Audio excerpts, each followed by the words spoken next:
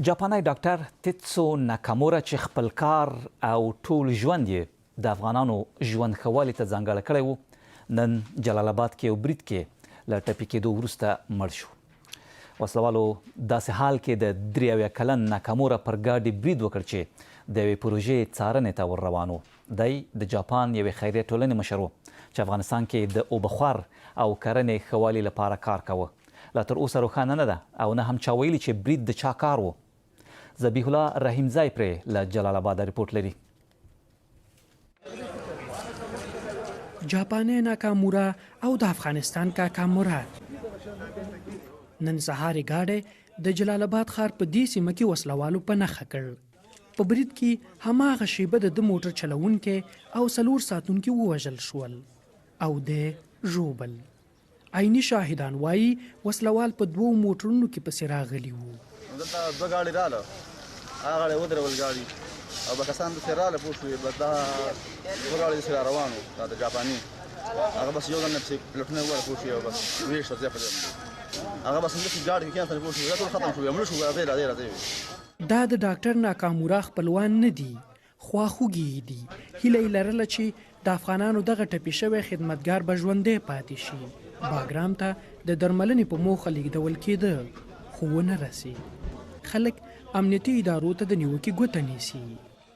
چې د جلال آباد ښار په اوله ناحیه کې دغسې پیښې کېږي، 15 کس افغانان شهیدان کېږي او یو بهرنی چې لوی خادم د دې وطن او د دې ولس زموږ لپاره هغه پکې ټپي کېږي، عاملین هم تښتي او نیول کېږي. نو موږ حیران یو چې دوی ورسره لاس لري او که دوی په دغسې قضایاو په منځولو کې یا په دفع کولو کې یا په مخنیوي کې دوی پاتې راغلي. دغه ټولې ځمکې د ناکامورا په زحمتونو اوبه شوي او زرغون شوي دي. کار یې د اوبو مدیریت او د کرنې پراختیا وه. د ننګرهار په کاما، بیسود او خیوي ولسوالیو کې د اوبو سربندونه جوړ کړل او د افغانانو شاړې ځمکې آبادې کړې. هغه خدمتونه چې د زراعت او د اوبو د کنټرول په برخه کې کړي دي په تاریخ کې به یاد وي. متاسفانه هغه زموږ په منځ کې نشته دی، خو ترسره شوي خدمتونه چې په کامي او کوز کونړ ولسوالۍ کې کړي دي دا بېساري دي. افغان ولسمشر دغه برید غندلی او هغه یې د افغانستان خواخوږی او بیا ودانولو اتل بللی. د ډاکټر ټیټسو ناکامورا د کار، هلو ځلو او ګټورو طرحو لسګونه زره افغانانو ته ګټه رسېدلې، خو د هیواد د آبادۍ داخلي او بهرني دښمنان دا نشي زغملی. له پیښې خبرېدو سره مې اړوند امنیتي ادارو ته لارښوونه کړې چې پیښه په کلکه وپلټي او د برید اصلي مسؤلان د قانون منګولو ته وسپاري. ډاکټر ناکامورا له 15 کلونو راهیسې افغانستان کې کار کاوه.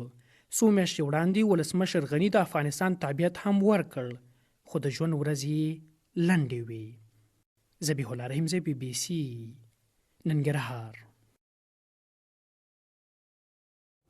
د ناکامورا د مړینې په اړه بېلابېل غبرګونونه راپورته شوي یا څرګند شوي. د جاپان لومړي وزیر شینزو ابي ویلي د ډاکټر ناکامورا پر مرګ یې ټکان خوړلی. د نن توکیو کې خپل دفتر سره خبریالانو ته خبرې کولې. ډاکټر ناکامورا د روغتیا او اوبخوړ په برخو کې ډیره مرسته کړې.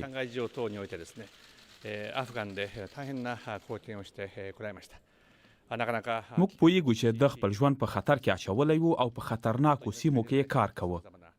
افغانان د کار ستاینه کوي. ډیره ټکان ورکوونکې ده چې په پیښه کې د مړینې خبر اورو. غواړم خپل ژور خفګان او تسلیت وړاندې کړم. しかし今回このような形でですねお亡くなりになられたことは本当にショックですし。د جاپان لومړی وزیر شینزو ابه و د ناکامورا پر مرګ افغانستان کې دننه پراخه غبرګونونه څرګند شوي. پر ټولنیزو رسنیو افغانانو په پراخه په نښه کول غندلي او پر مرګ یې خواشیني څرګنده کړې ده. افغانستان کې د ملګرو ملتونو استازولۍ یوناما د ناکامورا وژنه غندلې ده. وایي دوی پر ټویټر لیکي ډاکټر ناکامورا خپل ژوند د بېوسه افغانانو د مرستې په هڅه کې تیر کړ او د وژنه د تاوتریخوالي یو بېرحمه عمل دی. په کابل کې د امریکا سفارت هم دا پیښه غندلې او ویلي دي مرستندویه کارکوونکي دې نه په نښه کیږي. دوی غوښتي چې مسؤل کسان باید عدالت ته وسپارل شي. د ډاکټر تیتسو ناکامورا د مارګ په اړه او د جلال آباد د پیښې په اړه نور جزئیات کولی شي د BBC پښتو پر ویبپاڼه وڅارئ ورتلی شي BBC پښتو ټکی کام کې موندلی شي.